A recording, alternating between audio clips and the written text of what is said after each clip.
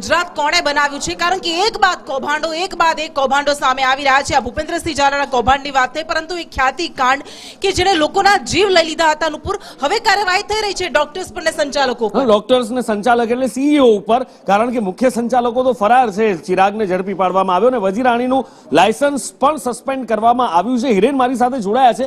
હિરેન, સવાલ થવો સ્વાભાવિક છે, કાર્યવાહી જે અત્યાર સુધીમાં કરવામાં આવી રહી છે એમાં બે પહેલું દેખાઈ રહ્યા છે। એક તો સરાહનીય છે કે ચિરાગને ઝડપી પાડ્યો, એની આખી ટોળકીને ઝડપી પાડી, વજીરાણીનું લાયસન્સ પણ રદ કર્યું, પણ કાર્તિક પટેલની વાત આવે, સંજય પટોળિયાની વાત આવે, રાજશ્રી કોઠારીની વાત આવે તો આ બધા ડિરેક્ટરો છે ક્યાં? એનો કોઈની પાસે જવાબ નથી। આવું કેમ?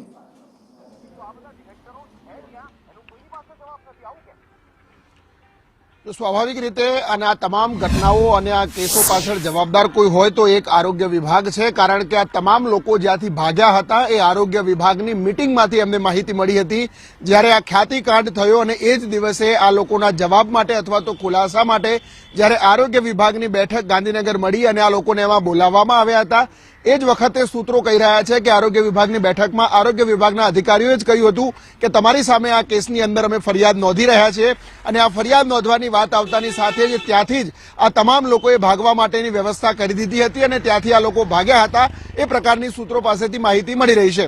બીજી જે કામ થઈ રહ્યું છે એ હવે આરોગ્ય વિભાગ અને મેડિકલ કાઉન્સિલ અલગ અલગ પોતાની રીતે કામ કરી રહ્યું છે।